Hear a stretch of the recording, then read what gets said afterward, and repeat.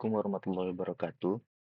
Jadi, saya di sini akan mempresentasikan analisis kinerja penjualan dan perilaku konsumen supermarket guna untuk memenuhi tugas ujian akhir semester pada mata kuliah gudang data dan kecerdasan bisnis. Sebelum memulai presentasi, izinkan saya untuk memperkenalkan diri terlebih dahulu. Perkenalkan, nama saya Miftahul Iksan dengan akhiran NIM 124.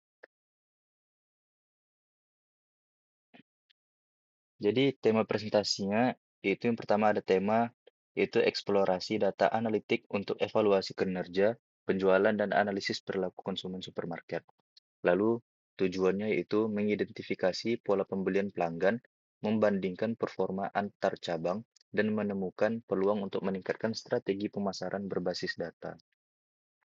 Selanjutnya sumber datanya itu yang pertama ada platform yaitu platform komunitas data science global, yaitu Kaggle. Selanjutnya konteks dataset, yaitu data sekunder berupa rekaman transaksi historis dari sebuah jaringan supermarket berskala besar yang memiliki beberapa cabang di berbagai kota utama.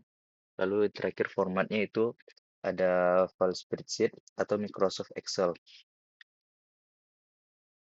Selanjutnya pemahaman proses bisnisnya itu proses bisnis yang tercermin dari dataset ini mencakup siklus operasional retail dari hulu ke hilir.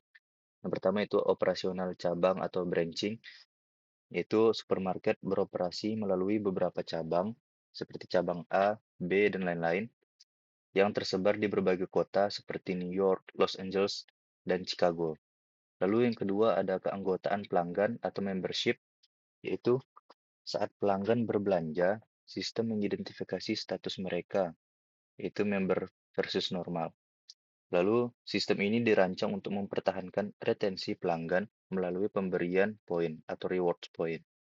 Lalu yang ketiga, transaksi penjualan itu sales process, yaitu pelanggan laki-laki atau perempuan membeli produk dari berbagai kategori, yaitu seperti minuman, buah, kebutuhan rumah tangga, dan lain-lain, dalam kuantitas tertentu. Selanjutnya yang keempat yaitu sistem pembayaran dan perpajakan, yaitu setiap transaksi mencatat harga satuan atau unit price, menghitung pajak atau tax, dan menghasilkan nilai total pendapatan atau total price untuk perusahaan. Selanjutnya, pemahaman data itu ringkasan dimensi data. Yang pertama, total baris atau records, yaitu ada 1000 data transaksi penjualan, lalu total kolomnya ada atau futures, ada 12 kolom atribut. Lalu struktur kolomnya atau kamus datanya itu yang pertama ada sell ID, yaitu nomor identitas unik untuk setiap transaksi. Lalu yang kedua ada branch, itu kode cabang supermarket A atau B. Lalu ada city, yaitu kota lokasi transaksi. Lalu ada customer type, yaitu status keanggotaan pelanggan, seperti member atau normal. Lalu yang kelima ada gender, yaitu jenis kelamin pelanggan, male atau female. Lalu yang keenam ada product name, yaitu nama spesifik barang yang terjual. Lalu yang ketujuh ada produk kategori, yaitu pengelompokan jenis barang. Lalu ada unit price, harga satuan barang. Lalu yang kesembilan ada quantity, yaitu jumlah barang yang dibeli dalam suatu transaksi. Lalu yang ke-10 ada tax, yaitu nilai pajak dan dari transaksi. Lalu yang ke-11 ada total price, yaitu total harga yang dibayar pelanggan atau pendapatan kotor. Lalu yang ke-12 ada rewards point, yaitu poin loyalitas yang didapat pelanggan dari transaksi tersebut. Oke, selanjutnya langsung saja kita melakukan demo di Tableau Public. Jadi di sini eh, pada halaman ini ada di data source. Jadi di sini saya telah mengimpor data Excel yang berisi 1000 baris transaksi ke dalam Tableau. Tabel di bagian bawah ini menunjukkan bahwa data sudah terbaca dengan baik dan siap untuk divisualisasikan. Dari sini kita bisa melihat totalnya sudah ada 1000 data yang terhubung.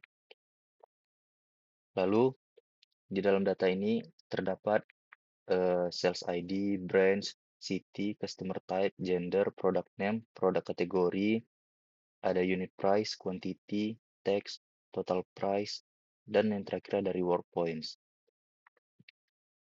Selanjutnya di sales by kategori, di sini di visualisasinya itu ada horizontal bar chart atau grafik batang mendatar. Lalu fokus analisisnya itu total pendapatan kotor atau total price berdasarkan kategori produk. Lalu insight-nya itu kategori personal care dan fridge merupakan penyumbang pendapatan terbesar, yaitu masing-masing di atas 26 ribu dolar. Stationery-nya memiliki performa terendah. Nah, di sini data kita bisa dilihat masih berantakan, tidak terurut eh, dari total price yang terbesar ke yang terkecil. Jadi caranya kita tinggal mengklik ini saja, maka datanya akan otomatis terurut dari total price terbesar hingga yang terkecil.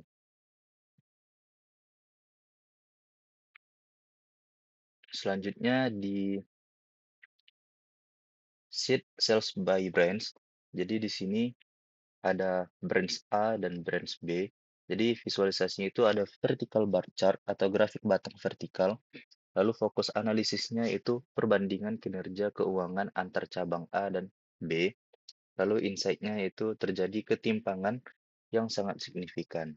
Yaitu cabang A 82.812 dolar mendominasi perolehan, dan yang B itu 35.772 dolar. Nah, pada sheet ini saya menganalisis performa tiap cabang melalui grafik batang vertikal. Perbedaan tinggi batangnya sangat mencolok. Cabang A yang berwarna biru mendominasi pendapatan hingga mencapai angka 82 ribu dolar, jauh meninggalkan cabang B yang berwarna orange. Hal ini mengindikasikan perlunya evaluasi operasional atau strategi pemasaran khusus untuk cabang B. Selanjutnya di sheets yang ketiga yaitu ada sales by customer type. Nah, di sini eh, untuk melihat siapa yang paling banyak berbelanja, saya menggunakan grafik lingkaran atau pie chart. Nah, memilihnya di sini menggunakan pie chart. Lalu potongan kue berwarna biru mewakili pelanggan member. Nah, bisa dilihat di sini untuk biru itu member dan orange itu yang normal. Dan terlihat bahwa porsi warna biru lebih besar. Lalu, ini membuktikan bahwa program membership supermarket berjalan efektif karena pelanggan member menyumbang pendapatan yang lebih tinggi. Selanjutnya di sheet selanjutnya itu ada sales map. Itu visualisasinya itu simbol map atau peta simbol geografis. Lalu fokus analisisnya itu persebaran total pendapatan berdasarkan kota transaksi. Lalu insight-nya itu ketebalan warna dan ukuran lingkaran pada titik kota mempresentasikan besaran penjualan, memudahkan pemetaan wilayah paling potensial. Nah, sekarang kita beralih ke analisis geografis. Peta ini menunjukkan titik-titik kota tempat supermarket beroperasi. Cara membacanya semakin besar dan semakin gelap warna titik birunya, maka semakin tinggi total penjualan di kota tersebut. Peta ini sangat berguna bagi manajemen untuk memiliki sebaran pasar secara langsung secara visual. Nah, di sini terlihat ada 3 titik. Yang pertama ada di California dengan ada di Los Angeles dengan total price itu 35.772 dolar.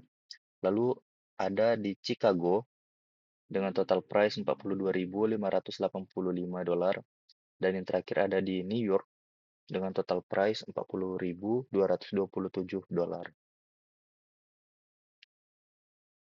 Selanjutnya di sheet detail sales table, yaitu visualisasinya itu highlight table atau tabel gradasi warna. Jadi fokus analisisnya itu kedalaman detail transaksi per kategori, produk, dan tipe pelanggan. Lalu insight-nya itu penggunaan indikator heat map mempercepat identifikasi sel dengan nilai transaksi tertinggi tanpa harus menganalisis angka satu persatu secara manual. Nah, untuk melihat data mentahnya, saya membuat tabel detail, namun agar tidak membosankan, saya mengubahnya menjadi highlight table, yaitu perhatikan gradasi warnanya. Sel tabel yang warnanya paling biru pekat menunjukkan bahwa di titik itulah transaksi menghasilkan uang paling banyak. Contohnya seperti ini. Lalu, eh, jadi mata kita bisa langsung tertuju pada data yang paling menguntungkan.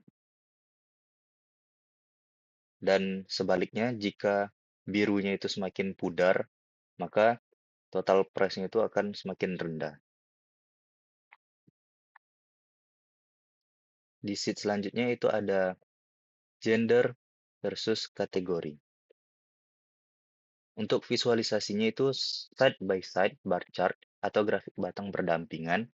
Lalu fokus analisisnya itu membandingkan nilai pengeluaran antara pria, itu yang berwarna orange, bisa dilihat di sini juga, dan yang wanita yaitu berwarna biru pada setiap kategori. Lalu insight-nya ditemukan anomali pada kategori household atau peralatan rumah, itu di mana terjadi selisih pengeluaran yang sangat jauh yang didominasi oleh pelanggan laki-laki. Nah, ini adalah salah satu temuan paling menarik dari analisis saya, yaitu melalui grafik batang berdampingan ini, kita membedah belanja berdasarkan gender. Batang orange adalah laki-laki dan yang biru adalah perempuan. Jika Anda memperhatikan di kategori household atau peralatan rumah tangga yang ada di tengah, terdapat selisih tinggi batang yang sangat jauh. Eh, di mana laki-laki membelanjakan uang jauh lebih banyak. Ini adalah insight penting untuk target promosi ke depannya.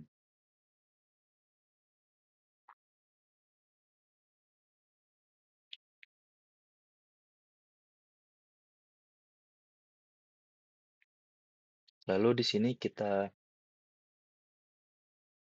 ada di dashboard, itu interaktif dashboard atau pusat kendali keseluruhan. Jadi visualisasinya itu interaktif dashboard, fokus analisisnya itu integrasi seluruh lembar kerja analitik ke dalam satu kanvas, lalu insight-nya dilengkapi dengan fitur interaktif seperti use as filter, lalu menyajikan gambaran komprehensif 360 derajat terkait operasional, kinerja keuangan, dan demografi pelanggan dalam satu layar. Sebagai puncaknya, semua grafik yang saya rakit menjadi satu kesatuan di dalam dashboard ini. Tampilannya sangat padat informasi namun tetap rapi.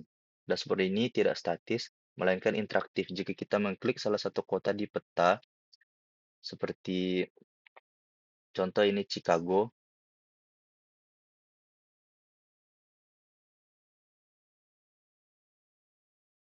maka seluruh bagan lainnya akan secara otomatis berubah untuk memfilter data khusus pada pilihan tersebut. Dengan dashboard ini, proses pengambilan keputusan bisnis bisa dilakukan dengan cepat, akurat, dan berbasis data. Sekian. Selanjutnya, bisa kita lihat juga contoh di total price di New York, maka data di lainnya juga akan berubah mengikuti data dari New York. Dan hal itu pun juga bisa dilakukan di sales by customer type. Jika kita mengklik customer type yang normal, maka data yang lainnya akan berubah juga. Selanjutnya untuk kesimpulan yaitu yang pertama, optimalisasi produk yaitu personal care dan fruits adalah ujung tombak pendapatan. Manajemen perlu memastikan ketersediaan stok, sementara kategori stationery membutuhkan strategi diskon atau bundling untuk mendongkrak penjualan. Selanjutnya, revitalisasi cabang yaitu terdapat kesenjangan performa yang kritis, cabang B memerlukan evaluasi menyeluruh dan perombakan strategi pemasaran agar bisa mengejar dominasi cabang A. Lalu, fokus program loyalitas yaitu program membership terbukti sangat efektif menyumbang margin yang lebih besar dan harus terus dipertahankan atau diekspansi. Lalu yang terakhir pemasaran berbasis gender, yaitu ditemukan dominasi pembeli laki-laki pada kategori household atau peralatan rumah tangga. Tim marketing harus mengalokasikan anggaran iklan produk rumah tangga dengan menargetkan audiens laki-laki secara spesifik. Mungkin hanya ini saja yang dapat saya jelaskan. Apabila terdapat kekurangan dan kesalahan mohon dimaafkan. Wassalamualaikum warahmatullahi wabarakatuh.